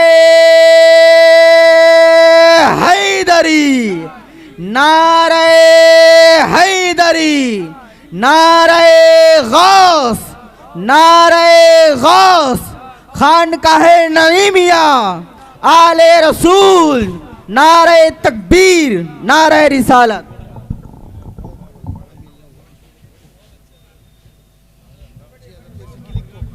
अल्हम्दुलिल्लाह, खानकाह नईमिया के शहजादे आले रसूल की आमद है और हज़रत का हम सब ने अल्हम्दुलिल्लाह इस्तकबाल किया और आप हज़रत की ज़ियारत से फैज़याब हो रहे हैं। आले रसूल का देखना भी सवाब है, उलमा का देखना इबादत है, आले रसूल का देखना इबादत है। बस 10 से 15 मिनट बस, क्योंकि मुझे निकलना, जैसे कि अर्ज़ किया, तवज्जो इधर दे दें आप। बात कहाँ थी हमारी? पहला मौलवी क्या बोलता है कि आसमानों में अल्लाह को ले गया, गौस पाक अल्लाह को कहाँ ले गया? छठे आसमान में, वहां से अल्लाह का पैर फिसला, अब वहां से अल्लाह गिरा, माज़अल्लाह, गौस पाक ने हाथ बढ़ा के बचा लिया। दूसरे मौलवी साहब गार्डन ले जा रहे हैं और तीसरे मौलवी साहब कहते जन्नत में सैर कर रहे थे और जन्नत में केले का छिलका था। मेरे ये समझ में नहीं आया, जन्नत में केला कहां से आ गया? अरे वहां भी नहीं आ सकता तो केला कहां से आएंगे? तो अल्लाह को केला दिखानी, माज़अल्लाह, अस्तगफिरुल्लाह, पैर फिसला, अल्लाह गिर गया। अब देखो एक मौलवी यार मिंबर पे बैठ के इस तरह की बातें करेगा और इतने कॉन्फिडेंस से बोलेगा, यानी देखो झूठ बोलने के लिए भी कॉन्फिडेंस की दाद दीजिए। क्योंकि मैंने कहा ना, इब्लीस हैरान इसलिए कि जब उसने झूठ बोला तो उसको एतराफ था कि मैंने झूठ बोला, वो मानता था कि हाँ मैंने ये गलती की। ये अलग बात है कि उसने तौबा नहीं की, ये तस्लीम है इसको कि हाँ मैंने आदम को जो है सजदा नहीं किया, उसने उसकी तावीलें नहीं पेश की, जो उसके दिल में था उसने साफ कह दिया कि मैं आग से बना हूं या मिट्टी से, मैं इसको कमतर जानता हूं, मैं अपने आप को इससे बेहतर मानता हूं। उसने साफ खुलकर कहा, मक्कारी नहीं की, मुनाफिकत नहीं की, जो उसके दिल में बदतरीन अकीदा था उसने इज़हार कर दिया। अल्लाह ने कहा चल निकल। लेकिन यहाँ मामला देखिए, ये अपने बाप इब्लीस से भी कितने आगे निकल चुके हैं कि मिंबर पे बैठ के झूठ, इनको पता है कि इस तरह की कोई किताब नहीं है, इनको पता है कि इस तरह किसी सुन्नी आलिम ने लिखा नहीं है, मगर इतने कॉन्फिडेंस से मिंबर पे बैठ के कहते हैं कि किताब है, इंडिया से छपी है, मेरे पास है, मोबाइल में है, सफ़ा 181 है, उस पर बाकायदा ये सारे वाक़यात लिखे। अब एक सुनने वाला भोला भाला मुसलमान देखता है यार ये तो टोपी लगाए हुए हैं, मौलाना है, बड़े बड़े अलकाबात हैं साथ में लगे हुए, शेखुल हदीस का तुक्का लगा हुआ है साथ में, अहले हदीस का तुक्का लगा हुआ है साथ में, तो यार वाकई बरेलियों के ऐसे अमाल होंगे? इस तरह यार बरेलियों ने अपनी किताबों में लिखा होगा। और फिर कुछ जोहला के कुछ अमाल भी इसकी निगाहों के सामने आ जाते हैं। हाँ यार फला मैंने एक शख्स को मज़ार पे ये करते हुए देखा, फला शख्स को मैंने ये कहते हुए देखा। तो हो सकता है इनके मौलवियों ने भी इस तरह लिख दिया होगा। नतीजा क्या होता है, बज़न हो जाता है, अहले सुन्नत से खारिज होकर वहाबियत की तरफ चला जाता है। इसलिए आज का जो सबसे बड़ा पैगाम है इस कॉन्फ्रेंस का, वो पैगाम मैं ये देना चाहता हूँ कि नौजवानों, खासतौर से नौजवानों से खिताब कर रहा हूँ, कोई भी आपको कुछ तकरीर सुनाए, वीडियो दिखाए, हत्ता के किताब तक दिखा दे, उस वक्त तक उस पर यकीन ना करो जब तक अपने उलमा के पास जाके उसकी तहकीक ना करें। इसलिए कि इब्लीस वादा करके आया है, वो ये बोलकर नहीं आया कि मैं इब्लीस बनकर आऊंगा और गुमराह करूंगा। उसने कहा नेकोकार बनकर आऊंगा, सिरात मुस्तकीम पर बैठकर गुमराह करूंगा। और अगर इनसे मक्कारों से बचना चाहते हो तो औलिया की पनाह में आ जाओ, इसलिए कि वो सच्चे हैं। अल्लाह फरमाता है वत्तबी सबीला मन अनाबा इलैहि, उसकी राह चल जो मेरी तरफ रुजू ला चुका। बस एक आखिरी क्लिप, और हमारे आसिफ भाई ने मुझे कागज़ लिख के भेजा है, उसका मैं उसी का एहतराम करते हुए, क्योंकि मैं बड़ा एहतराम करता हूँ अल्हम्दुलिल्लाह आसिफ भाई का। हमारे नागपुर तशरीफ लाते हैं, ताजुल औलिया के उर्स के मौके पे जो वहाँ पर मुशायरा होता है उसकी बड़ी ज़बरदस्त निज़ामत करते हैं अल्हम्दुलिल्लाह। तो उनकी ख्वाहिश का एहतराम ज़रूरी है। और इसी से मुंसलिक है गरीब नवाज की हम बात कर रहे हैं। अंदाज़ा लगाइए, जो झूठे हैं वो अपने आप को बड़े शेखुल हदीस बोल रहे हैं, और जो हकीकत में सच्चे हैं, जिनके साथ होने का कुरान हमें हुक्म दे रहा है, या अय्युहल्लज़ीना आमनु तक़ुल्लाह वकूनु मअस-सादिकीन, ईमान वालों अल्लाह से डरो और सच्चों के साथ हो जाओ। उन सच्चे औलिया इकराम पर कैसी कैसी लानतें भेजते हैं और कैसे कैसे झूठ मंसूब करके नौज़ बिल्लाह उनको फितना परवर क्या क्या नहीं बोलते, उसकी अगर आपको झलक देखना है तो ये एक झलक देख लीजिए आप। दुरूद शरीफ पढ़ें आप, अल्लाहुम्मा सल्ली अला सय्यदना मौलाना मुहम्मदिन अदद मा फी इल्मिल्लाहि सलातम दाइमतम बिदवामिल मलिकिल्लाहि सल्लल्लाहु तआला अलैहि वसल्लम। ये मौलवी महराज रब्बानी है, तो सुनिए क्या कहता है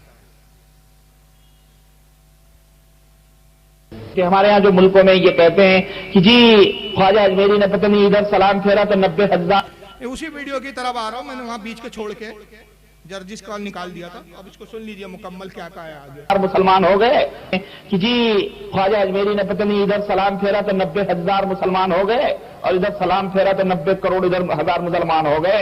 इस तरह सूफियों ने, संतों ने हमारे देश में इस्लाम को फैलाया। किज़्ब है, झूठ है, बहतान है।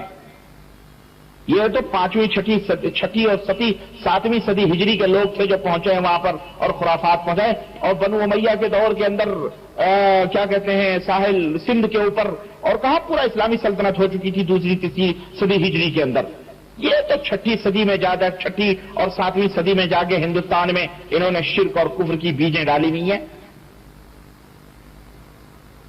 ये कहां के पैदा हुआ, इनसे कहां इस्लाम पहुंचा, फैला? इनसे इस्लाम बदनाम हुआ है, इनसे इस्लाम क्या हुआ है?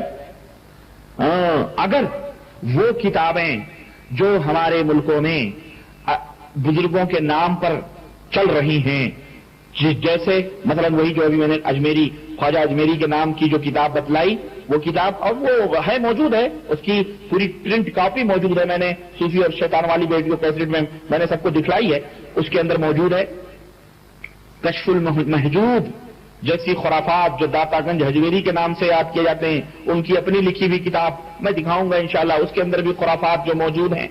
अगर ये अकीदे रखने वाले ये अकीदे वो रखते थे और यकीनन ये उनकी किताबें हैं, अगर यकीनन उनकी ये किताबें हैं, तो हम तहरीर देख करके ये हुक्म लगाते हैं ये किसी मुसलमान मोमिन की तहरीर नहीं बल्कि ये काफिर और मुशरिक की तहरीर है। समझ आई आपको? यह गरीब नवाज की एक मकतूबात है जो ख्वाजा मुख्तियार काकी ने जमा की, उसके ताल्लुक से बात कर रहा है। वक्त नहीं है कि मैं तशरीह करूं। ये सारी किताबें अल्हम्दुलिल्लाह मेरे पास मौजूद है, और इसको 8 साल पहले मैंने मुनाजरा किया था, बाज़ाब्ता वो DVD और CD इस तक पहुंचाई गई थी। अब आप सोच रहे हैं तो सऊदीया में रहता है, मुनाजरा कैसा? ये हैदराबाद आता है हमेशा। और मैंने कहा कि जब भी आप हैदराबाद आए तो आप मुझे बुलाइए, मैं आऊंगा। तन्हाई में 11 लोग आपकी तरफ से होंगे, 11 हमारी तरफ से होंगे, यानी 11 कितने हो गए टोटल? 22, और आप और मैं 24 लोग, क्योंकि आपको ये 24 की निस्बत बड़ी पसंद है। तो कुल 24 लोग होंगे, और 24 में मैंने कहा तुम 24 की बजाऊंगा अगर हिम्मत हो तो। हैदराबाद आया ये, वहां लोगों ने इसको पकड़े, मुनाजरे की बात हुई, मस्जिद में पकड़े, इसकी वीडियो है नेट पे डली हुई है। ये वहाँ ये बदबख्त तैयार नहीं हुआ और ये बोलकर वहां से भागा कि आपको मुनाजरा करना है तो यहाँ के मौलवियों से बात कीजिए। खबीस के बच्चे, बोलता तू है, मुनाजरा यहाँ के मौलवी से करो बोलता, और यहाँ के मौलवियों को पकड़ो तो कह रहे जिसने कहा उससे बात कीजिए। तो ये पूरा झूठ का खेल है। तो हजरत गरीब नवाज की मकतूबात है जो ख्वाजा बुख्तियार काफी को खतूत लिखे, उसमें आपने कुछ तसव्वुफ की बातें की है। उसमें एक जगह वो लिखा है जिसका इशारा कर रहा है कि आपने कहा कि अजीज कलमा ला इलाहा इल्लल्लाह मुहम्मद रसूलुल्लाह की हकीकत क्या है। मैं बहुत शॉर्टकट बता रहा हूँ।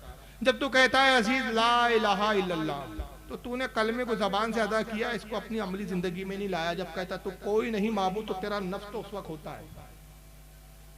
और नफ्स के बारे में कुरान कहता है कि इन्होंने अपने नफ्स को अपना माबूद बना लिया। तो अजीज उस वक्त तक तू कलमे को कमा हक़्क़हू पढ़ने का हकदार नहीं, और तूने उसको अपनी अमली जिंदगी में, जब तक तू इस कलमे के इकरार से पहले अपने नफ्स को, अपने आप को फना ना कर। एक तसव्वुफ की बात है, इसकी तशरीयात है।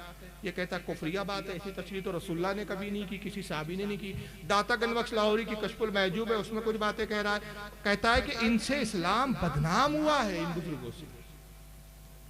इस्लाम तो बहुत पहले आ गया था, गरीब नवाज से नहीं आया। ये तो 6ठी सदी हिजरी में आए, इस्लाम पहले आ चुका था। तो इन्होंने इस्लाम की बुनियाद नहीं रखी हिंदुस्तान में, बल्कि शिर्क की बीजें डाली है। तो इसका एक मैं मुख्तसर अभी जवाब दे रहा हूँ, तफसीली जवाब बहुत लंबा हो जाएगा, वक्त नहीं है कि मुख्तसर में जवाब दे रहा हूँ कि अगर 6ठी सदी में आकर ये शिर्क की बीजें डाल रहे थे, तो तुम्हारा तो दावा है कि हम तो 1400 साल से है, 1400 साल से पुराना हमारा मजहब है, हम नया फिरका नहीं है। तो जब ये शिर्क की बीजें डाल रहे थे, तो तुम्हारे मुल्ला मौलवी क्या कर रहे थे? घास छील रहे थे। वो कहाँ थे?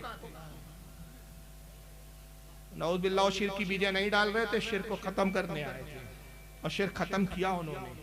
तो इनसे इस्लाम बदनाम नहीं हुआ, बल्कि इस्लाम किससे बदनाम हुआ? तुमसे। और तुमसे ऐसे बदनाम हुआ कि सरकार गरीब नवाज ने 90 लाख लोगों को कलमा पढ़ाया। जिनकी किस्मत में ईमान था वो ईमान ले आए, जिनकी किस्मत में नहीं था उनको भी इस्लाम से बदल नहीं होने दिया।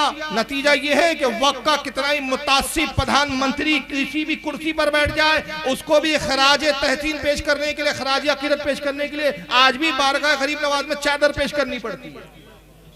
ये उनकी हक्कानियत है, ये उनकी तबलीग का इसलोब है, ये उनकी तबलीग का तरीक़ाकार है कि अगर इस्लाम लाने